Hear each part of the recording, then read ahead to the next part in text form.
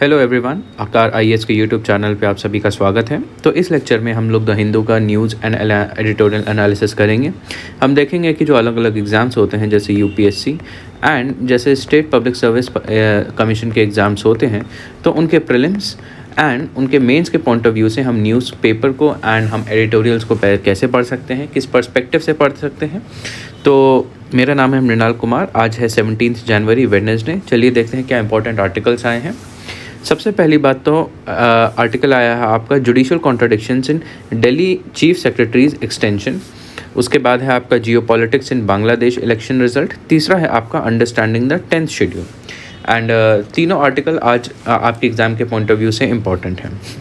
तो चलिए हम एक एक करके तीनों का एनालिसिस करना शुरू करते हैं।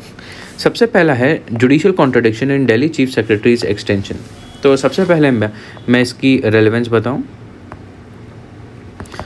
तो अगर प्रीलिम्स के पॉइंट ऑफ व्यू से देखिए तो आपको कॉन्स्टिट्यूशन के जो आर्टिकल्स हैं about Delhi national capital territory, ठीक है, एंड इसका कंपैरिजन विद अदर यूटीज़, इस हिसाब से आपको पढ़ना है। एंड अबाउट दिल्ली की जो पॉलिटी है, पॉलिटिकल स्ट्रक्चर है, पूरा लेजिस्लेचर एग्जीक्यूटिव, इसके बारे में आपको प्रीलिम्स के पॉइंट ऑफ व्यू से जानना ज़रूरी है। एंड अगर मेंस के पॉइंट ऑफ व्यू से देखें तो ये आपका GS2 पॉलिटी के पॉइंट ऑफ व्यू से इम्पॉर्टेंट है, specially in terms of centre state relation and federalism, ठीक है। एंड काफ़ी सारे इससे रिलेटेड इश्यूज आते हैं अक्सर कि दिल्ली का जो कंट्रोल है सेंटर और स्टेट से रिलेटेड, या फिर दिल्ली का स्टेटहुड होना चाहिए कि नहीं। इस तरीके से दिल्ली के NCT रीजन के मल्टीपल इश्यूज जो चलते हैं आपके पॉलिटी के पॉइंट ऑफ व्यू से, वो इम्पॉर्टेंट हो जाते हैं। तो इस पॉइंट ऑफ व्यू से आपको इस आर्टिकल को देखने की ज़रूरत है। तो देखिए इस आर्टिकल में क्या बात हो रही है। The Supreme Court of India judgment in November 2023 permitting a 6 months extension to the Delhi's chief secretary Naresh Kumar is one in more instance of court's judicial self abnegation। तो देखिए ये पूरा जो इशू है, अगर इसके थोड़ा बैकग्राउंड समझें तो क्या है कि अभी रिसेंटली सुप्रीम कोर्ट ने नवंबर में एक जो जजमेंट पास किया कि जो दिल्ली के चीफ सेक्रेटरी हैं उनका एक्सटेंशन हो, उनका जो टेन्योर है वो ख़त्म हो रहा था, लेकिन रिटायरमेंट के बाद भी उनके टेन्योर का एक्सटेंशन हो। When the government disobeys the court gives in and excuses them weakening its own rulings. तो अब हम जानते हैं कि ये चीज़ काफ़ी कंट्रोवर्शियल हो सकती है, क्योंकि अभी रिसेंटली हम जानते हैं कि क्या चल रहा था दिल्ली में। वहाँ की जो सिविल सर्विसेज का जो कंट्रोल है उसके ऊपर काफ़ी ज़्यादा टसल चल रहा था, जिसमें सुप्रीम कोर्ट ने दिल्ली गवर्नमेंट के फेवर में अपना जजमेंट दिया था। और यहाँ पे कोर्ट जो है खुद अपना जो स्टैंड है दिल्ली गवर्नमेंट की तरफ, जो पहले स्टैंड लिया था सुप्रीम कोर्ट ने, ये बोला था कि दिल्ली गवर्नमेंट की जो आर्गूमेंट्स है वो सही हैं, अब ये उसके बिल्कुल ऑपोजिट रूलिंग दे रहा है। तो कहीं ना कहीं ये दिखा रहा है कि कोर्ट जो है अपना स्टैंड एक कंसिस्टेंट नहीं रख पा रहा है। Delhi's incumbent chief secretary has serious charges of corruption. तो ये जो नरेश कुमार हैं अभी चीफ सेक्रेटरी हैं, उनके ऊपर काफ़ी सारे एलिगेशंस भी हैं, जैसे करप्शन के एलिगेशन हैं, फेवरेटिज्म उनकी तरफ दिखाया जाता है। और वहाँ के जो चीफ मिनिस्टर हैं उन्होंने लेफ्टिनेंट जनरल को भी लिखा था कि जो वहाँ के चीफ सेक्रेटरी हैं उनको रिमूव कर देना चाहिए। और उनका रिटायरमेंट भी नवंबर 30, 2023 में हो रहा था। एंड इस चीज़ को लेके कि इनके बाद कौन आएगा, दिल्ली गवर्नमेंट ने डिस्कशन भी स्टार्ट कर दिया था आपके सेंटर के साथ। लेकिन नवंबर 29 को क्या हुआ, chief justice asked the solicitor general और you centre can let this man superannuate and make fresh appointment, don't you have an IAS officer who can be appointed as chief secretary. तो यहाँ पे November 29 में supreme court ने solicitor general, जो कि centre के representative हैं court में, उनसे इस बारे में इंक्वायरी की कि इनके अलावा क्या उनके पास कोई और ऑफिसर नहीं है जिसको रिप्लेस किया जा सके। The solicitor general responded that a 2023 amendment act gives centre statutory authority over civil services in the national capital. Later, the court was informed that the center had chosen to extend the chief secretary's tenure by 6 months. तो देखिए ये कौन से amendment act की बात कर रहे हैं यहाँ पे।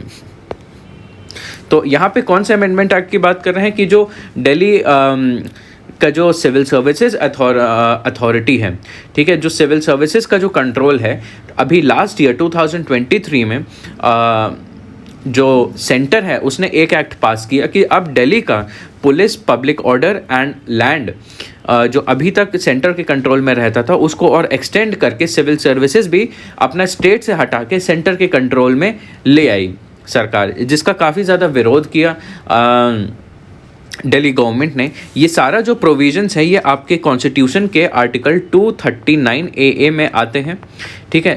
आर्टिकल 239 AA ये कहता है कि पार्लियामेंट अगर चाहे तो दिल्ली गवर्नमेंट के स्टेट सब्जेक्ट में भी लेजिस्लेट कर सकता है, ठीक है। एंड दिल्ली गवर्नमेंट का ये कहना था कि जो लेफ्टिनेंट गवर्नर है या फिर जो वहाँ के पे जो भी एग्जीक्यूटिव एक्शन लेता है गवर्नर, वो काउंसिल ऑफ मिनिस्टर के एड एंड एडवाइस पे लेता है और वो चाहे तो सेंटर नहीं, स्टेट और कॉन्करेंट लिस्ट के बेसिस पे लेजिस्लेट कर सकते हैं। लेकिन उस चीज़ को अब सेंटर और अपने कंट्रोल में लाने की कोशिश कर रहा है।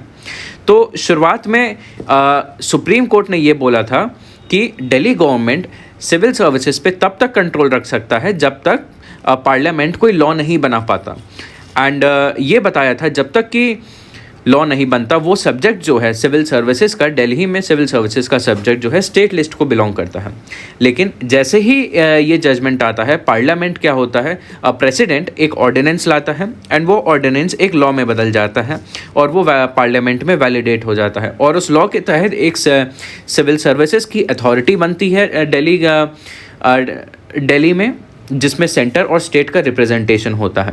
तो बेसिकली दिल्ली गवर्नमेंट में कि जितने भी आपके ऑल इंडिया सर्विसेज के या फिर जो जितने भी सिविल सर्वेंट्स होंगे उनका अपॉइंटमेंट जो होगा वो सेंटर और दिल्ली गवर्नमेंट मिल के करेंगे एक कमेटी के माध्यम से। लेकिन उस कमेटी में जो सेंटर है उसकी तरफ जो बैलेंस ऑफ पावर है वो ज़्यादा टिल्टेड है। तो अभी रिसेंटली देखिए जो आपका चीफ सेक्रेटरी है वो भी वहाँ का एक सिविल सर्वेंट होता है, तो उसके रिमूवल, उसके टेन्योर के बारे में बात हो रही है। यहाँ पे फिर वही बात आती है कि दिल्ली गवर्नमेंट चाह रहा है कि उनके हिसाब से हो, लेकिन पहले से अब यहाँ पे अमेंडमेंट कर दिया गया है 2023 के एक्ट में। अब वहाँ के चीफ सेक्रेटरी और पूरी की पूरी सिविल सर्विसेज जो हैं सेंटर के मेजरली प्रैक्टिकली सेंटर के कंट्रोल में है। तो वही यहाँ पे इस लास्ट लाइन में बताया है। Passage of the amendment act के बारे में बात करा है। It must be noted that the Delhi government of national capital territory of Delhi amendment act 2003, देखिए ये GNCTD अमेंडमेंट एक्ट 2023 है। तो जिस अमेंडमेंट की हम बात कर रहे हैं उसको अभी चैलेंज किया है दिल्ली गवर्नमेंट ने, लेकिन इस अमेंडमेंट को अभी सुप्रीम कोर्ट से स्टे नहीं मिला है due to the presumption of constitutionality, क्योंकि ये डायरेक्टली कॉन्स्टिट्यूशनल से जुड़ा हुआ है। The act had been pass to negate the portion of earlier civil services judgment outdated May 11, 2023, which held that under the Article 239 AA of the Constitution, the elective government of Delhi exercises control over the services of Delhi. तो आपका जो article 239 कहता है कि जैसा मैं समझा चुका हूँ, कॉन्स्टिट्यूशन का आर्टिकल कहता है कि जो इलेक्टेड गवर्नमेंट ऑफ दिल्ली है वो आपके सिविल सर्विसेज पे कंट्रोल एग्जर्ट करेगी। लेकिन उसमें May 11, 2023 में एक्ट लाया गया, अमेंडमेंट किया गया और वो कंट्रोल स्टेट गवर्नमेंट से निकाल के एक कमेटी को दे दिया गया जिसमें सेंटर ज़्यादा पावरफुल है। इन इट्स 5 जज constitutional bench services judgment, the court held unequivocally that references to state government in relevant all India service rule or joint cadre which related to Delhi shall mean the government of Delhi. तो उस समय जो ये वाला amendment challenge किया गया था उसमें जो कोर्ट था उसने गवर्नमेंट ऑफ दिल्ली के फेवर में जजमेंट दिया था। Going by its ruling the Delhi government's recommendation was necessary for extending the tenure of chief secretary under the rule 16 of all India service rules 1958। तो सुप्रीम कोर्ट के last judgment के हिसाब से जहाँ पे दिल्ली गवर्नमेंट को फेवर किया गया, तो जो अभी एक्शन हो रहा है चीफ सेक्रेटरी के टेन्योर का एक्सटेंशन का, उसमें दिल्ली गवर्नमेंट का जो रिकमेंडेशन है वो नेसेसरी बन जाता है, क्योंकि चीफ सेक्रेटरी भी आपके ऑल इंडिया सर्विसेज के अंडर में आता है. But now the Supreme Court has carved an exception for the Chief Justice of Delhi by holding that he is differently placed than the other officers under AIR or JCR and is not bound by the services judgment. तो supreme court ने जो judgement दिया favour में दिया, लेकिन इस case में कह रहा है कि यहाँ पे स्टेट गवर्नमेंट जो है वो अपना कंट्रोल नहीं एक्सटेंड कर सकती, क्योंकि ये बताया है कि जो चीफ सेक्रेटरी ऑफ दिल्ली है वो आपके सर्विसेज वाले जजमेंट के बाहर है. तो यहाँ पे एक टाइप से कॉन्ट्रडिक्शन दिख रहा है कि शुरुआत में जो है सुप्रीम कोर्ट दिल्ली गवर्नमेंट को एक मैटर पे लेके सपोर्ट कर रहा है, लेकिन दूसरे इंस्टेंस पे उसी मैटर को लेके सपोर्ट नहीं कर रहा है. It is a government indeed that control civil services, its choice must prevail in choosing of the prime servant the chief secretary. उसके बाद बोला है however the court's current order of November 29 permitting the union government to unilaterally extend the tenure of incumbent Delhi Chief Secretary despite the Delhi government's opposition seems to have undone the court's own reasoning and constitutional logic. तो जो नवंबर 29 को ये जो order दिया था कि जो decision होगा दिल्ली के चीफ सेक्रेटरी का टेन्योर एक्सटेंशन का, उसकी अथॉरिटी यूनियन के पास होगी, ना कि दिल्ली गवर्नमेंट के पास. तो ये करके जो सुप्रीम कोर्ट ने पहले अपना रीज़न दिया था, जो पहले अपने लॉजिक दिए थे या सपोर्ट दिया था, उसको बिल्कुल अंडन कर दिया है या बिल्कुल उलट दिया है. और यहाँ पे फिर अगली बात हो रही है आपकी एलिजिड कॉन्फ्लिक्ट ऑफ इंटरेस्ट की. Even if the requirement of the government of national capital territory of Delhi recommendation does not strictly apply to Delhi chief secretary, he also exercises control over some matters reserved for the union government.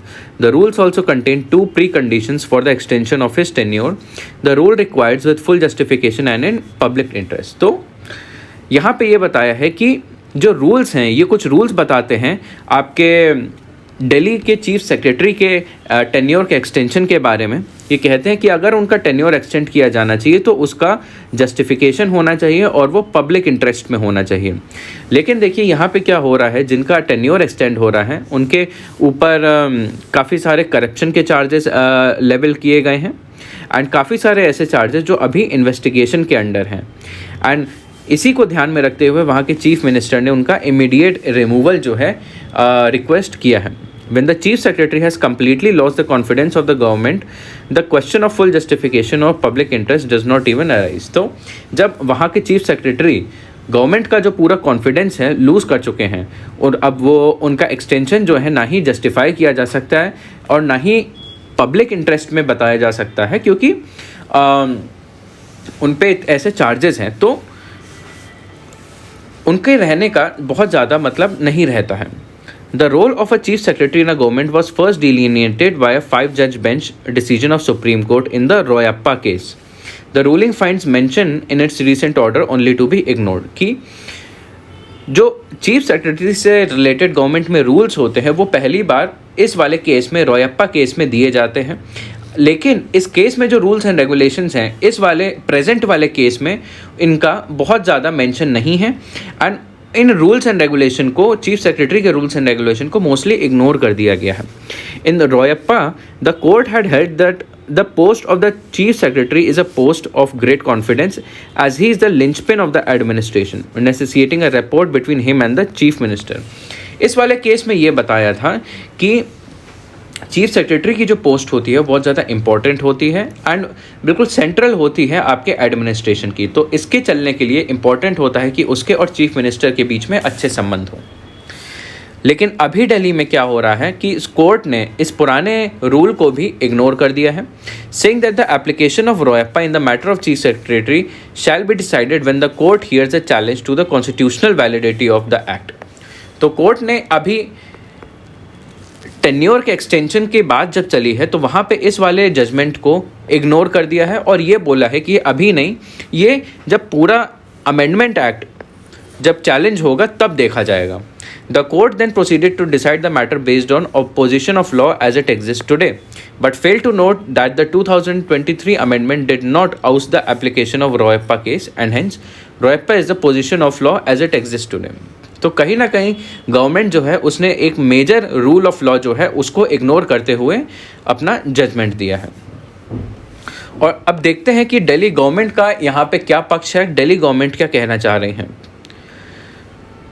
तो Delhi government did not ask for the union government to be completely divested of the power to appoint the Delhi chief secretary. Only asked for his appointment to be a collaborative process between the two governments. तो यहाँ पे जो बात हो रही है, Delhi government नाराज़ है इस बात से कि पूरा का पूरा जो प्रोसेस है वो दिल्ली गवर्नमेंट के पास से ले लिया गया है, और इस केस में सरकार पूरी पावर वापस नहीं मांग रही है, बस सेंटर से ये रिक्वेस्ट कर रही है कि जो अपॉइंटमेंट जो होता है चीफ सेक्रेटरी का, वो दोनों के बीच एक कोलैबोरेटिव प्रोसेस है, दोनों का इन्वॉल्वमेंट उसमें होना चाहिए, सेंटर और दिल्ली गवर्नमेंट का। But the Supreme court erroneously held that while making a reference to the union government regarding appointment, the lieutenant governor acts in his sole discretion. तो यहाँ पे ये बोला है कि जो हम कोलैबोरेटिव प्रोसेस की बात कर रहे हैं बिटवीन टू गवर्नमेंट्स, तो यहाँ पे जो लेफ्टिनेंट गवर्नर है वो एग्जीक्यूटिव का जो टॉप मोस्ट अथॉरिटी होता है वो अपने खुद के डिस्क्रिशन पे भी काम कर सकता है। With reference to the union government is required, while a reference to the union government is required, it should be grounded on the aim and advice of the elected government of Delhi. उसके बाद the court reasoned that the chief secretary is concerned with the three subjects reserved for the union government, but completely ignored the fact that he is also concerned with more than 100 subjects over the government of national capital of territory as competence. तो यहाँ पे court ने बोला कि chief secretary के पास देखिए 3 subject होते हैं जो कि आपके यूनियन गवर्नमेंट के लिए रिजर्व्ड होते हैं, लेकिन यहाँ पे कोर्ट ने कम्प्लीटली इग्नोर कर दिया है कि चीफ सेक्रेटरी के पास 100 अलग सब्जेक्ट्स भी होते हैं जो कि स्टेट गवर्नमेंट की कॉम्पिटेंस में होते हैं। Through the services judgment the court went to great length explaining why the Delhi government's control over services is necessary for proper democratic functioning. It recognized the triple chain of accountability between people, representative, council of ministers and bureaucrats. तो इससे पहले वाले जो judgement है, देखिए जो services वाला judgement है जहाँ पे कोर्ट ने दिल्ली गवर्नमेंट को सपोर्ट किया था, वहाँ पे काफ़ी सारे रीज़न दिए थे ये कह के कि अगर ब्यूरोक्रेसी गवर्नमेंट के कंट्रोल में रहती है तो एक चेन ऑफ अकाउंटेबिलिटी बनी रहती है बिटवीन पीपल, उनके प्रतिनिधि और काउंसिल ऑफ मिनिस्टर्स। लेकिन कोर्ट ने देखिए अभी रिसेंट वाले जजमेंट में बिल्कुल उल्टा कर दिया है। जो गेन हुआ था लास्ट वाले जजमेंट में वो सारा का सारा इस बार लूज हो चुका है। The court should have recognised that when the chief secretary completely loses the confidence of the elected government the chain of accountability is broken. कि कोर्ट को ये देखना चाहिए था कि जब चीफ सेक्रेटरी ही अब सरकार के प्रति भरोसा नहीं कमांड कर सकता तो अकाउंटेबिलिटी भी यहाँ पे ब्रेक हो जाती है। एंड ये ब्रेक जो है एक बार नहीं आता, ये कॉन्स्टेंटली चलता ही रहता है। By allowing the unilateral extension of Delhi chief secretary's tenure, court has not only lost its sight of the constitutional logic but also its own past wisdom. तो यहाँ पे ऑथर जो है, जो सुप्रीम कोर्ट का रीसेंट जजमेंट है उसको criticise करके बता रहा है कि कोर्ट कहीं ना कहीं यहाँ पे एक विजडम के साथ जजमेंट नहीं दे रहा है। ये है आपका पूरा ये वाला मैटर। उसके बाद आता है the geopolitics in Bangladesh election result. तो इसके बारे में हम पहले भी वैसे डिस्कस कर चुके हैं। इसकी रेलेवेंस अगर इसकी बात करें तो मेंस के पॉइंट ऑफ व्यू से देखें तो ये आपका GS2 इंटरनेशनल रिलेशन और specially India and it's neighbourhood relation, उसमें इंडिया एंड बांग्लादेश रिलेशन के अंडर में हमें इसे पढ़ना है। तो चलिए हम देखते हैं इस आर्टिकल में क्या है। तो अगर हम इसके बैकग्राउंड की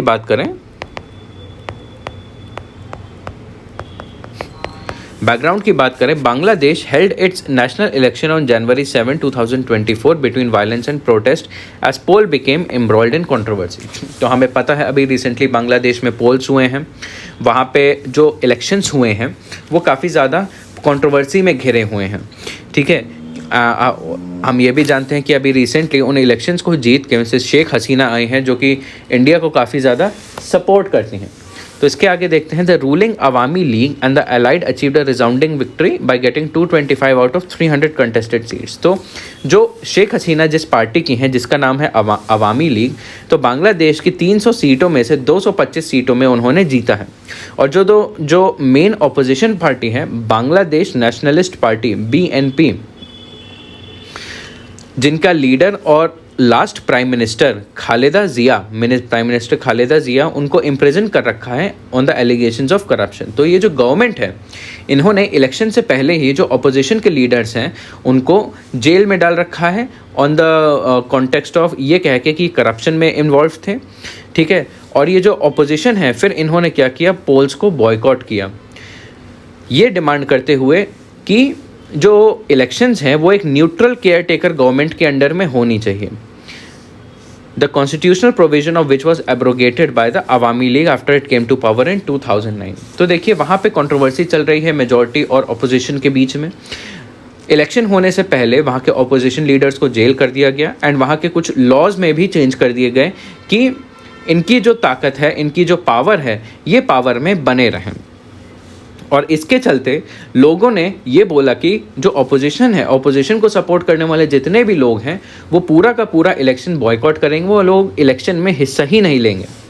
Bangladesh political history and past elections remain problematic and nature of politics confrontational. तो पॉलिटिकल हिस्ट्री बांग्लादेश की बहुत ज़्यादा स्टेबल नहीं रही है। और 2014 और 2018 के इलेक्शन में भी जो अभी पार्टी आई है अवामी लीग, इससे पहले भी जब इलेक्शंस में जीती हैं तब भी इन पे आरोप लगे हैं कि इन्होंने इलेक्शन में छेड़छाड़ करी है, इन्होंने इरेगुलरिटीज़ करी हैं, इन्होंने हिंसा का प्रयोग करा है। और जितने भी बाकी कंट्रीज़ हैं जो वहाँ का इलेक्शन ऑब्जर्व करती हैं, उन्होंने भी इस पे चिंता जताई है। तो ये है पूरा इस आर्टिकल का background about Bangladesh election. Regional and global geopolitics at play. तो जो डोमेस्टिक इलेक्शंस है बांग्लादेश के, उसका ग्लोबल जियोपॉलिटिक्स से क्या रिलेशन है। देखिए सबसे पहले यहाँ पे कुछ बांग्लादेश के बारे में डेटा दिया है जो कि आप अपने मेंस के आंसर में यूज़ कर सकते हैं। इंटरनेशनल रिलेशन में जब बांग्लादेश के बारे में आंसर लिखें तो, once overlooked on global stage, the Bangladesh has ascended as rising economic powerhouse in South Asia with 7.1% annual GDP growth in 2022। तो बांग्लादेश की जो इकोनॉमी है वो आपकी 400 बिलियन से ज़्यादा हो चुकी है। वहाँ पे 165 मिलियन लोग हो चुके हैं और वहाँ का जो GDP है वो 7.1% के ग्रोथ रेट से बढ़ रहा है, जो कि काफ़ी अच्छा है। काफ़ी ज़्यादा तेज़ी से उभरती हुई वहाँ की अर्थव्यवस्था है। The strategically located nation has been at the center of a geopolitical tug of war with regional global powers such as China, India, Russia and United States vying for its influence। तो अब अगर geography के point of view से देखिए तो वो Indian ocean की country है, ठीक है। एंड वो आपके साउथ एशिया और साउथ ईस्ट एशिया और ईस्ट एशिया के बीच में सिचुएटेड है। तो काफ़ी ज़्यादा स्ट्रैटेजिक नेशन बन जाती है बांग्लादेश। तो सारी कंट्रीज चाहती हैं कि बांग्लादेश के टेरिटरी में उनके इंटरेस्ट जो हैं बने रहें। तो चाइना हो गया, इंडिया, जापान और रशिया एंड यूनाइटेड स्टेट्स वहाँ पे हमेशा कुछ ना कुछ प्रेजेंस बनाने की कोशिश करती हैं। उसके बाद है as its closest neighbour with shared historical, economic, social, cultural linkages, India harbours deep strategic interest in Bangladesh. तो ऐसे ही बाकी देशों की तरह इंडिया के लिए भी बांग्लादेश बहुत ज़्यादा ज़रूरी बन जाता है, इंडिया की डोमेस्टिक पॉलिसीज़ के लिए भी और इंडिया की फॉरेन पॉलिसीज़ के लिए भी। Bilateral trade is nearing 15 billion annually and agreement across range of issues such as investment, counter terrorism, energy, river water sharing underscores close bilateral relationship. तो इंडिया का बांग्लादेश के साथ लगभग 15 बिलियन डॉलर का ट्रेड होता है और काफ़ी सारे अलग अलग एग्रीमेंट होते हैं आपके इन्वेस्टमेंट से रिलेटेड, आतंकवाद से रिलेटेड, ऊर्जा से रिलेटेड और रिवर वाटर से रिलेटेड। एंड बांग्लादेश इंडिया के लिए काफ़ी ज़रूरी है क्योंकि इंडिया बांग्लादेश को चाइना को बैलेंस करने के लिए यूज़ करता है। इंडिया अगर बांग्लादेश के साथ अच्छे संबंध रखता है तो चाइना का जो इन्फ्लुएंस है वो कंट्रोल में हो सकता है। स्पेशली जो चाइना का जो अभी रीसेंट इनिशिएटिव है belt and road initiative infrastructure, उसको ज़्यादा फैलने से रोक सकता है इंडिया। तो a stable Bangladesh as seen as a counterweight offsetting instability from neighbors such as Pakistan, Afghanistan, keeps India actively invested in its neighbor. तो अगर बांग्लादेश स्टेबल रहे तो बांग्लादेश जो है बाकी इन स्टेबल नेबर्स को ऑफसेट करने के लिए काम आता है, क्योंकि जानते हैं हम इंडिया के काफ़ी सारे नेबर जो है कॉन्फ्लिक्ट में चल रहे हैं। म्यांमार हो गया, पाकिस्तान, अफ़गानिस्तान। वही हमें चाहिए कि कुछ हमारे नेबर्स स्टेबल भी रहे, जैसे बांग्लादेश, तो वो उसका काम करता है।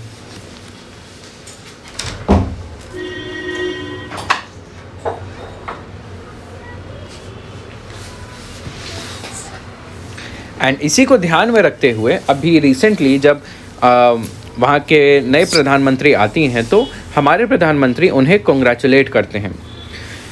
उसके बाद बताया है the US has been critical of the Bangladesh government for democratic shortcomings, suppression of human rights and the muzzling of freedom press. तो यहाँ पे यूनाइटेड स्टेट्स का भी इंटरफेरेंस होता है।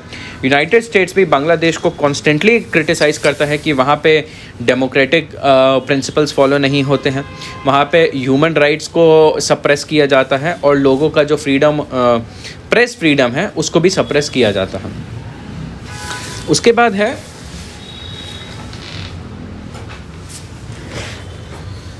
America's messaging is torn between advancing core interests by maintaining healthy ties with Bangladesh while upholding democratic values as echoed by United States Department. तो यहाँ पे यूनाइटेड स्टेट्स के पास भी एक टफ सिचुएशन है कि वो यूनाइटेड स्टेट्स बांग्लादेश में एक फुटहोल्ड बनाने की कोशिश कर रहा है, वहाँ पे प्रेजेंस बनाने की कोशिश कर रहा है, उनके साथ अच्छे रिलेशन बनाने की कोशिश कर रहा है क्योंकि उसके इंटरेस्ट हैं इस रीजन में। लेकिन साथ ही साथ यूनाइटेड स्टेट्स जो है डेमोक्रेटिक वैल्यूज़ को भी सपोर्ट कर रहा है यहाँ पे। उसके बाद है अब यहाँ पे चाइना और रशिया का क्या रिस्पॉन्स है इस इलेक्शन को लेके। देखिए जो एम्बेसडर चाइना है, जो चाइना के एम्बेसडर हैं बांग्लादेश में, उन्होंने इस चीज़ को बोला है कि election is completely an internal issue of Bangladesh. उन्होंने इस चीज़ पे सवाल उठाने से इनकार कर दिया कि बांग्लादेश के इलेक्शंस क्वेश्चनेबल हैं। उन्होंने साफ साफ ये बोला कि इलेक्शन जो है बांग्लादेश का इंटरनल इशू है। बांग्लादेश खुद जानता है कि उसे कैसा इलेक्शन चाहिए। एंड अगर चाइना का इंटरेस्ट देखें तो चाइना का काफ़ी बड़ा इंटरेस्ट है बांग्लादेश में, क्योंकि चाइना ने अभी तक $10 बिलियन खर्च कर रखे हैं बांग्लादेश में, काफ़ी सारे पोर्ट बनाने में, ब्रिज बनाने में, हाईवे बनाने में और क्रिटिकल इंफ्रास्ट्रक्चर बनाने में, और ये सारे इंफ्रास्ट्रक्चर उसके BRI के अंडर में आता है। और इलेक्शन के बाद the US has aligned with other observers in asserting that the elections were not neither free nor fair, largely non participative. तो इलेक्शन के बाद यूनाइटेड स्टेट्स ने बाकी जो देश हैं उनके साथ मिलके ये बोला है कि बांग्लादेश में जो है इलेक्शंस सही तरीके से नहीं हो रहे हैं, वो फ्री एंड फेयर नहीं हैं, और दूसरी बात वहाँ पे इलेक्शंस जो है पार्टिसिपेटिव नहीं हैं। On the other hand China's foreign ministry facilitated the Awami league for its victory. जहाँ यूनाइटेड स्टेट्स उसे बांग्लादेश को क्रिटिसाइज़ कर रहा है कि आपके इलेक्शंस अच्छे नहीं हैं, वहीं चाइना जो है बांग्लादेश को बधाइयाँ दे रहा है, अवामी लीग को बधाइयाँ दे रहा है इलेक्शंस जीतने के लिए। अब वहीं रशिया की बात करें, Moscow has drawn Bangladesh closer through financing one of nations largest infrastructure projects, Rooppur nuclear power plant. With major investment at stake, Russia has taken keen interest. तो अब यहाँ पर रशिया का इंटरेस्ट देखिए कैसे आ जाता है।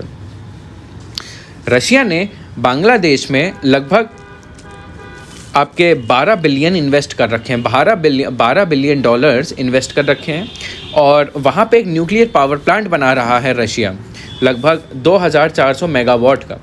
तो बांग्लादेश में रशिया के भी बहुत सारे इंटरेस्ट जुड़े हुए हैं।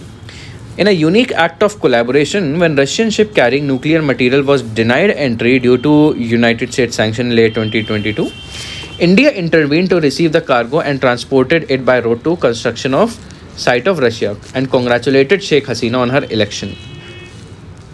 तो देखिए यहीं पे अगर रशिया के ही पर्सपेक्टिव में यहाँ पे एक इंस्टेंस बताया है कि देखिए 2022 में क्या हुआ था जब रशिया लेट 2022 में कि रशिया जब अपना न्यूक्लियर मटेरियल बांग्लादेश को अपने जहाज़ के माध्यम से भेज रहा था तो यूनाइटेड स्टेट्स ने उसको रोक दिया था।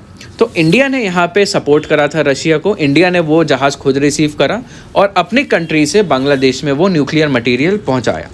तो इसी के चलते इंडिया और रशिया दोनों ही बांग्लादेश से रिलेटेड काफ़ी ज़्यादा इंटरेक्शंस रखता है और उसके ऊपर कोऑपरेट भी करता है। अब देखते हैं बांग्लादेश के पास प्रॉब्लम्स क्या क्या हैं। Problems before Bangladesh, the 2024 elections have involved into a geopolitical battle. तो ये इलेक्शंस जो हैं, अब उनके खुद के देश के इलेक्शंस काफ़ी सारे जियोपॉलिटिक्स से जुड़ गए हैं। रेडीमेड तो देखिए कैसे हो गए हैं। Specially geopolitical consideration make a little tricky for US and its allies to conduct normal business with Bangladesh. जो जियोपॉलिटिकल इशू हो रहे हैं आपके वहाँ के इलेक्शन से संबंधित, free and fair democratic election से संबंधित, यूएस के लिए अब वो सिचुएशन थोड़ी टफ हो जाती है, क्योंकि यूनाइटेड स्टेट्स जो है वहाँ से बांग्लादेश के साथ काफ़ी गारमेंट ट्रेड करता है। Ready-made garment industry is a significant source of forex for earning Bangladesh, and any restriction imposed by US and European could pose a serious challenge as they import a significant bulk of Bangladesh ready-made garments. तो बांग्लादेश की garment industry जो है वो world famous है। बांग्लादेश में बहुत भारी मात्रा में गारमेंट का मैन्युफैक्चर होता है और इसके माध्यम से उन्हें जो विदेशी मुद्रा है वो प्राप्त होती है। और सबसे बड़ा जो बायर है उनके रेडीमेड गारमेंट्स का वो खुद यूनाइटेड स्टेट्स हैं। तो यहाँ पे अगर यूनाइटेड स्टेट्स अगर उनको ज़्यादा क्रिटिसिज्म करता है, उनसे संबंध खराब करता है, तो यहाँ पे यूनाइटेड स्टेट्स भी सफ़र कर सकता है। In 2007, when the BNP tried to manipulate elections, the United Nations issued a stern warning, indicating a potential halt to Bangladesh involvement in peacemaking operations. तो देखिए 2007 में एक इंसिडेंस हुआ था जिस कि वहाँ के इलेक्शन जो हैं फिर से इंटरनेशनल कंट्रोवर्सी में आ गए थे कि जो BNP है आपकी ये बांग्लादेश नेशनलिस्ट पार्टी जो है 2007 में BNP पार्टी ने क्या किया था, इलेक्शंस को मैनिपुलेट करने की कोशिश करी थी। तो ये करने के बाद यूनाइटेड नेशन से BNP को एक वार्निंग मिली थी, अगर वहाँ के इलेक्शंस मैनिपुलेट होते हैं तो बांग्लादेश के पीस कीपिंग ऑपरेशंस को रोक दिया जाएगा। This led to a military backed caretaker government stepping in to hold elections in 2008। ऐसा होने के बाद देखिए वहाँ पे तुरंत फिर ओरिजिनल सरकार हट गई, वहाँ की इनकम्बेंट गवर्नमेंट हट गई और वहाँ पे एक केयर टेकर गवर्नमेंट आई। टेम्परेरी पीरियड के लिए वहाँ पे एक गवर्नमेंट आई जो कि जिसने इलेक्शंस कंडक्ट करवाए। उन इलेक्शंस में फिर अवामी लीग जीती थी। This time apart from criticism whether UN would go any further remains to be seen. तो इस बार जो हो रहा है, अभी तक यूनाइटेड नेशंस का ऐसा कोई इन्वॉल्वमेंट नहीं दिख रहा है। Last but not the least have been surging living cost triggering protest in the recent months as the government grapples with the challenges of dealing with soaring energy import price, diminishing dollar reserves and weakening local currency। तो देखिए वहाँ पे election से related external challenges तो हैं ही, बांग्लादेश में काफ़ी सारे इंटरनल चैलेंजेस भी हैं, क्योंकि वहाँ पे अब लिविंग कॉस्ट जो है बांग्लादेश में महंगा होता जा रहा है। वहाँ पे एनर्जी जो है, एनर्जी का इंपोर्ट प्राइस, क्रूड ऑयल का इंपोर्ट प्राइस, कोल का इंपोर्ट प्राइस काफ़ी ज़्यादा होता जा रहा है। तो वहाँ पे ओवरऑल दाम बहुत बढ़ते जा रहे हैं। उनका जो डॉलर रिज़र्व है वो बहुत कम होता जा रहा है। उनकी जो खुद की लोकल करेंसी है वो भी बहुत डिप्रिशिएट हो रही है, वीकन हो रही है। और IMF highlighted multiple shocks to Bangladesh economy in its post-COVID-19 pandemic recovery, aggravated by supply chain disruptions and inflationary pressure due to Ukraine war। तो IMF जो है उसने भी ये बताया कि बांग्लादेश में काफ़ी सारे इश्यूज़ हो रहे हैं आपके इकोनॉमी से रिलेटेड, रशिया यूक्रेन वॉर और कोविड की वजह से, कि वहाँ पे सप्लाई चेन डिसरप्शंस होने लगा है। तो वहाँ पे अब इकोनॉमी में भी काफ़ी ज़्यादा वीकनेस आ गई है। तो ये था आपका थर्ड आर्टिकल आपके बांग्लादेश के ऊपर, ठीक है। तो अब हम बढ़ते हैं अपने अगले आर्टिकल के ऊपर, अंडरस्टैंडिंग द 10th शेड्यूल।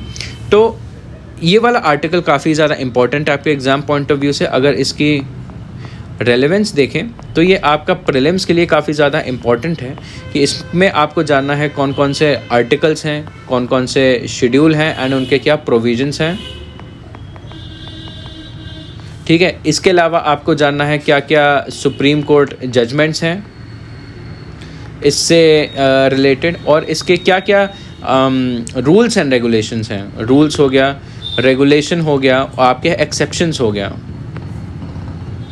ठीक है, मेंस की अगर बात करें, मेंस में ये आपका GS2 पॉलिटी में इम्पॉर्टेंट है। पॉलिटी में आपके यूनियन एंड स्टेट लेजिस्लेचर के अंडर में ये आता है। ठीक है, एंड इसमें आपको इश्यूज़ जानने की ज़रूरत है, क्या क्या इश्यूज़ आते हैं आपके 10th शेड्यूल में। ठीक है, क्या क्या इश्यूज़ आते हैं, क्या क्या उनका इम्पैक्ट होता है, एंड क्या क्या उसका सल्यूशंस या फिर रिकमेंडेशंस हैं। इस पॉइंट ऑफ व्यू से आपको इस आर्टिकल को पढ़ना है। तो देखते हैं कि अभी तक क्या हुआ।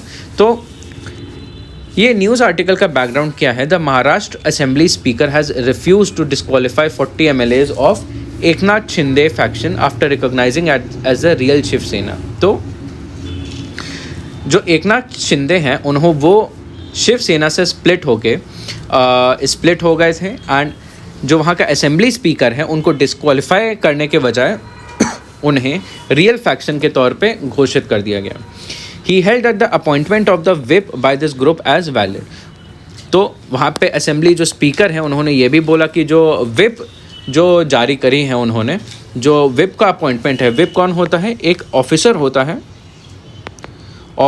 है आपका हाउस में। इस ऑफिसर का काम क्या होता है, कोई भी पार्टी होती है, हर पार्टी का अपना whip होता है। विप की रिस्पॉन्सिबिलिटी ये है कि इस पार्टी के जो जितने भी मेंबर्स हैं, सारे के सारे मेंबर जो हैं पार्टी के डायरेक्शंस को फॉलो करें। पार्टी के जो डायरेक्शंस हैं, क्या पॉलिसीज़ हैं पार्टीज़ की, क्या उनका वोटिंग होना चाहिए, सारे के सारे मेंबर्स पार्टी के डिसीजन के हिसाब से जाएं और उनको इन डायरेक्शंस को इन्फोर्स करने का काम जो होता है विप का होता है। और कोई भी अगर पार्टी के डायरेक्शंस को फॉलो नहीं करता है या फिर विप के डायरेक्शंस को फॉलो नहीं करता है, तो ये मान लिया जाता है कि वो पार्टी के खिलाफ जा रहा है हाउस में, और अगर इसको फॉलो नहीं करता है तो फिर वो डिस्क्वालीफाई हो जाता है। ये डिस्क्वालीफाई हो जाता है। तो हर पार्टी जो है अपना एक विप अपॉइंट करती है। तो अभी एकनाथ शिंदे फैक्शन जो है उन्होंने अपनी पार्टी से स्प्लिट कर दिया, एंड उन्होंने एक अपना विप अपॉइंट किया जिसे स्पीकर ने वैलिड कहा। He also did not disqualify 14 MLAs of the Uddhav Bala Saheb Thackeray group due to technical reason under the 10th schedule. तो देखते हैं कि आपका 10th शेड्यूल क्यों बनता है। The defections of legislators during 1960s and 70s from the parent parties created political instability in many states bringing down elected governments. ठीक है, तो एक बार हम लोग इसके कुछ प्रोविजंस देख लेते हैं।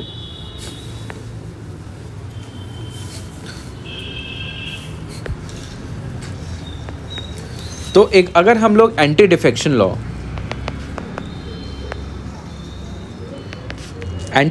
लॉ के बारे में हम ब्रीफली देख लेते हैं। ये आपका आता कहाँ से है, आपका 52nd कॉन्स्टिट्यूशनल अमेंडमेंट 1985 में आता है। ठीक है, ये आता क्यों है, क्योंकि देखिए प्रिंसिपल होता है कि पब्लिक जो है एक रिप्रेजेंटेटिव को इलेक्ट करते हैं। ये जो रिप्रेजेंटेटिव होता है ये पब्लिक का कॉन्फिडेंस एंड ट्रस्ट इंजॉय करता है, एंड ये जो रिप्रेजेंटेटिव होता है ये एक पर्टिकुलर पार्टी को बिलोंग करता है। तो जो पब्लिक होती है इस कैंडिडेट को, जो कि इस पार्टी को बिलोंग करता है, उसको वोट देती है और कहती है कि ये वाला कैंडिडेट हमारे जो डेवलपमेंटल एस्पिरेशंस हैं उन्हें रिप्रेजेंट करेगा। ठीक है, और इलेक्ट करने के बाद ये मेंबर जो होता है ये आपका हाउस में एज एन एमएलए या एमपी के तौर पे लोगों को रिप्रेजेंट करता है एक पर्टिकुलर पार्टी से। लेकिन क्या हो कि अगर हाउस में आने के बाद ये व्यक्ति एक पार्टी वन से छोड़ के दूसरी पार्टी में चला जाए, तो इसका ये मतलब होता है कि जिन लोगों ने उसे इलेक्ट किया, एक भरोसे पे इलेक्ट किया ये जो रिप्रेजेंटेटिव है ये लोगों को बिट्रे कर रहा है, जो डेमोक्रेटिक प्रिंसिपल्स हैं उन्हें वायलेट कर रहा है। लोग एक पार्टी के अंडर इसे इलेक्ट करके भेज रहे हैं, लेकिन वहाँ जाके वो पार्टी बदल दे रहा है। तो ये एक टाइप से हो गया डिफेक्शन। इसके काफ़ी ज़्यादा ख़राब परिणाम होते हैं एक किसी भी पॉलिटिकल स्ट्रक्चर में, कि एक टाइप से ये लोगों को धोखा देने वाली बात होती है। तो इसको कम करने के लिए एक कानून लाया जाता है जिससे लोग एक पार्टी छोड़ के दूसरी पार्टी में ना जाएं। ठीक है, तो इस वाले एक्ट के अंदर तो अमेंडमेंट के अंदर देखिए कुछ एडिशंस करते हैं। इसमें सबसे पहली बात तो आपका 10th शेड्यूल आता है। ठीक है, दूसरी बात कुछ आर्टिकल्स आते हैं। आर्टिकल्स कौन से आते हैं? 102 एंड 101, इसके बाद 190 एंड 192। ठीक है, ये आर्टिकल्स आपके रूल्स एंड रेगुलेशन बताते हैं डिफेक्शन से रिलेटेड क्या होना चाहिए और क्या नहीं होना चाहिए। इसके अलावा आपका एक अमेंडमेंट ये होता है, दूसरा अमेंडमेंट आपका होता है 91st कॉन्स्टिट्यूशनल अमेंडमेंट एक्ट, जो कि आपका 2003 में आता है, जो कुछ और एडिशनल रूल्स बताता है डिफेक्शन के संबंध में। ठीक है, अब इसके बाद थोड़ा कुछ और जानकारी देख लेते हैं कि इसके प्रोविजंस क्या होते हैं। इसके प्रोविजंस क्या होते हैं 52 कॉन्स्टिट्यूशनल अमेंडमेंट के एंड 10th शेड्यूल के। तो ये आर्टिकल जो होते हैं, जो शेड्यूल और अमेंडमेंट है, ये बताता है कंडीशंस एंड रूल्स, किन नियम के हिसाब से कोई भी कैंडिडेट डिस्क्वालीफाई हो सकता है। ये अलग अलग तरीके के नियम और कानून बताता है। तो देखिए किन किन तरीके से कोई भी कैंडिडेट, कोई भी जो एमएलए है या एमपी है जो कि किसी पार्टी को बिलोंग करता है हाउस में, वो किन किन तरीक़ों से डिस्क्वालीफाई हो जाता है। तो देखिए 3 ग्राउंड डिफेक्शन के, देखिए 3 तरीके के ग्राउंड होते हैं। अगर कोई भी पार्टी मेंबर जो हाउस में इलेक्टेड है, अगर वो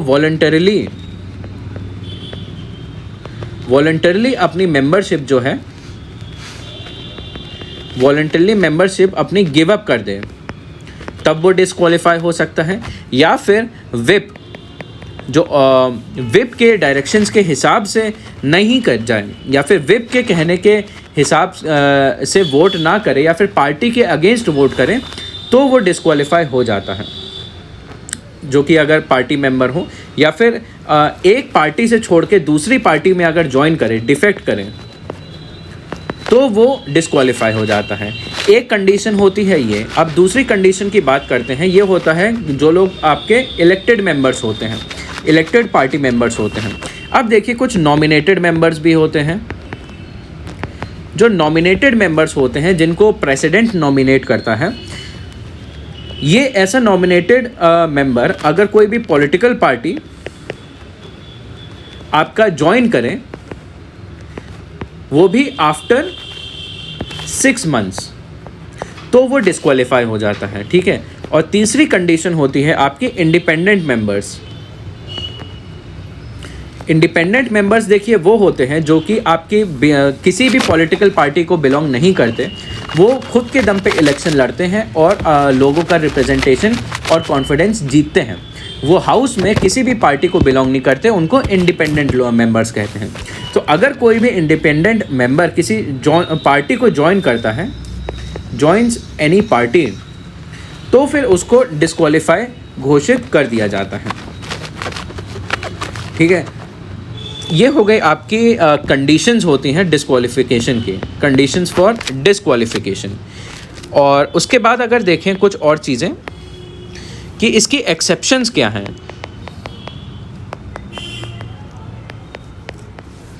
एक्सेप्शंस देखिए इसमें 2 चीज़ें होती हैं, 2 एक्सेप्शंस होती हैं। सबसे पहली बात मर्जर्स। मर्जर्स, अगर मान लीजिए 100 लोग वहाँ पे एक पार्टी को बिलोंग करते हैं, पार्टी ए को बिलोंग करते हैं, और मान लीजिए 30 लोग जो हैं आपके पार्टी बी को बिलोंग करते हैं, ठीक है।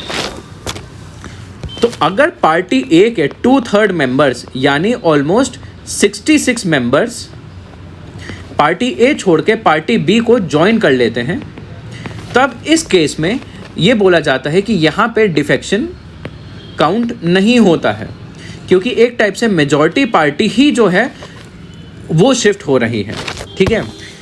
दूसरा एक्सेप्शन ये है कि अगर स्पीकर अपनी मेंबरशिप को गिव अप करता है तो वो डिफेक्शन नहीं होता है, ठीक है। तीसरा कंडीशन इसमें है कि यहाँ पे डिसाइडिंग अथॉरिटी कौन सी होती है। देखिए, कौन सी अथॉरिटी होती है जो डिसाइड करती है कौन सा केस डिफेक्शन है, कौन सा केस डिफेक्शन नहीं है, क्या सही हो रहा है क्या गलत, वो होता है आपका प्रिसाइडिंग ऑफिसर, ठीक है। प्रिसाइडिंग ऑफिसर आपका स्पीकर होता है, ठीक है, या फिर आपका चेयरमैन होता है। और यही प्रिसाइडिंग ऑफिसर जो होता है ये बताता है क्या रूल्स ऑफ द हाउस होने चाहिए, या फिर अगर प्रिविलेजेस का ब्रीच हो रहा है तो उनके ऊपर भी मैटर को प्रिसाइड करता है, ठीक है। ये दो इम्पॉर्टेंट चीज़ें हो गई आपके 52 कॉन्स्टिट्यूशनल अमेंडमेंट एक्ट से रिलेटेड, ठीक है। उसके बाद अगर और कुछ चीज़ों की बात करें कि इससे रिलेटेड जजमेंट्स कौन कौन से हैं। जजमेंट्स सबसे पहला वाला है आपका किहोटो होलोहान वर्सेस ज़ाइचिलियो, ठीक है। किहोटो होलोहान वर्सेस ज़ाइचिलियो 1993 केस, ठीक है। यहाँ पे देखिए सुप्रीम कोर्ट ने क्या बोला था कि जो प्रिसाइडिंग ऑफिसर का जो भी जजमेंट है या फिर प्रिसाइडिंग ऑफिसर का डिसीजन है उसे जो कोर्ट है उसे एग्जामिन कर सकता है, ठीक है। इससे पहले जो अमेंडमेंट था उसमें यह था कि जो भी प्रिसाइडिंग ऑफिसर कहता है कोर्ट उसे क्वेश्चन नहीं कर सकता है, वो कोर्ट में क्वेश्चन नहीं करा जा सकता है। लेकिन इस जजमेंट के बाद कोर्ट अब जो प्रिसाइडिंग ऑफिसर जो भी एंटी डिफेक्शन लॉ से रिलेटेड चीज़ें कहता है उसको अब कोर्ट भी क्वेश्चन कर सकता है। एंड यहाँ पे ये बोला कि जो आपका प्रिसाइडिंग ऑफिसर है that acts as a quasi judicial authority. फिर दूसरा आपका केस आता है Ravi Naik versus union of India 1994। यहाँ पे देखिए सुप्रीम कोर्ट कहता है प्रिसाइडिंग ऑफिसर के पास एक ब्रॉड टर्म होना चाहिए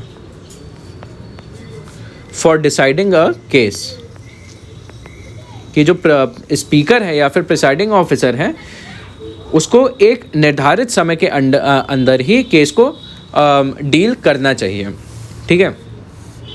ये हो गया आपका सारा इंफॉर्मेशन अबाउट दिस एक्ट। तो अब देखते हैं इस वाले न्यूज़ में क्या चल रहा है कि देयरफॉर टू इंश्योर, ये वाला एक्ट आया क्यों था हम जान चुके हैं। तो therefore to ensure the stability of the elected government 52 constitutional amendment introduce anti defection law through 10th schedule in 1985, ताकि सरकार में स्टेबिलिटी बनी रहे, स्थिरता बनी रहे, इसलिए ये एक्ट आता है। This schedule provides a member of house of parliament or state legislative assembly voluntarily gives up membership of the political party or votes against the instruction of the party liable for disqualification, ये हम discuss कर चुके हैं। This instruction with respect to voting is issued by the whip, कि voting कैसे हो, कोई भी व्यक्ति अपने कैसे वोट करेगा हाँ या ना, ये व्हिप बताता है। व्हिप जो है पार्टी के डायरेक्शंस को इन्फोर्स करता है। जो व्हिप होता है it is a member of legislature party in a house who is appointed as such by the respective political party, ठीक है। जो व्हिप होता है वो आपके हाउस में जो पार्टी होती है वो अपॉइंट करती है। The 10th schedule originally provided for 2 exceptions that would not render the members liable for disqualification, ठीक है। First, 1/3 members of legislature party splitting to form a separate group. Second, merger of their political party with another party who is approved by 2/3 members of its legislature party. तो ये कुछ exceptions दिए थे, जो कि exceptions आपके आगे वाले अमेंडमेंट से बंद कर दिए गए थे। कौन सा था वो अमेंडमेंट? आपका 91st कॉन्स्टिट्यूशनल अमेंडमेंट। जो पहला वाला एक्सेप्शन है इसको हटा दिया गया था, लेकिन जो सेकंड वाला एक्सेप्शन है इसे रखा गया था। तो अब यहाँ पे इश्यूज़ क्या क्या इन्वॉल्व हैं कि जो ये फर्स्ट वाला एक्सेप्शन है, with the deletion of para 3 there have been instances of 2/3 members of legislature party practically defecting but claiming to be original political party in order to escape disqualification। कि जो मैं आपको बता रहा था कि 100 मेंबर्स पॉलिटिकल पार्टी ए से जब 66 मेंबर्स जो हैं एक पार्टी को छोड़ के दूसरी पार्टी बी को ज्वाइन करते हैं, तो ये डिस्क्वालीफाई नहीं होते हैं। ये कहते हैं कि हम ही ओरिजिनल पार्टी हैं, हम अपनी पार्टी को दूसरी पार्टी से मर्ज कर रहे हैं, इसलिए हमें डिस्क्वालीफाई ना किया जाए। There also have been instances where more than 2/3 member of a state legislature party of national political party merged themselves with another political party to escape disqualification। ऐसा राजस्थान में हो चुका है, ठीक है, ऐसा आपका गोवा में हो चुका है। The authority to decide on the disqualification of member is vested with the speaker while they are expected to perform constitutional role in a neutral manner। Past instances have hardly inspired confidence. की जैसा कि हमने बात करी थी कि deciding authority कौन होती है, स्पीकर की होती है। स्पीकर से उम्मीद की जाती है कि वो निष्पक्ष रूप में इसकी जांच करें, लेकिन अक्सर ऐसा नहीं होता है। ऐसा देखा जाता है कि स्पीकर कोई किसी ना किसी का पक्ष ले रहा है इसमें। तो supreme court in the KM Singh versus speaker of Manipur recommended that parliament amend the constitution to vest this powers in an independent tribunal. तो आपका जो सुप्रीम कोर्ट केस है KM Singh versus speaker of Manipur 2020 का जो केस है, मणिपुर में भी ऐसा ही कुछ हिसाब हुआ था, तो उसके ऊपर केस चला था। तो यहाँ पे सुप्रीम कोर्ट ने सजेशन दिया कि पार्लियामेंट कॉन्स्टिट्यूशन में अमेंडमेंट करे, बदलाव करे, और जो स्पीकर के पास अथॉरिटी है उसकी अथॉरिटी हटा के एक अलग से इंडिपेंडेंट ट्रिब्यूनल को दे, जो कि आपका न्यूट्रल पार्टी हो डिफेक्शन के केसेस में जजमेंट करने के लिए। अब देखते हैं महाराष्ट्र में क्या हुआ। In June 2022 faction of Shiv Sena headed by Eknath Shinde moved with 37 of the 55 MLAs and claim to be real Shiv Sena. It appoint Bharat Gogawale as its whip. However, the UBT faction claimed that they were the original party and that Sunil Prabhu of this faction will continue to be the whip. तो शिवसेना एक party थी, ठीक है, उसके आपके 55 MLA थे, तो उनके 37 MLA जो थे वो अलग हो गए अंडर एकनाथ शिंदे, एंड उन्होंने भारत गोगावले को विप की तरह अपॉइंट कर दिया आपके स्टेट लेजिस्लेटिव असेंबली में। और आपका जो दूसरा UBT फैक्शन था उन्होंने भी अपना एक विप अपॉइंट कर दिया, और दोनों ही कहने लगे कि हम ओरिजिनल शिवसेना है, दोनों का ही यही क्लेम था। लेकिन अब स्पीकर जो है, स्पीकर ने बोला कि जो एकनाथ शिंदे वाला फैक्शन है यही अब ओरिजिनल शिवसेना के तौर पे देखा जाएगा।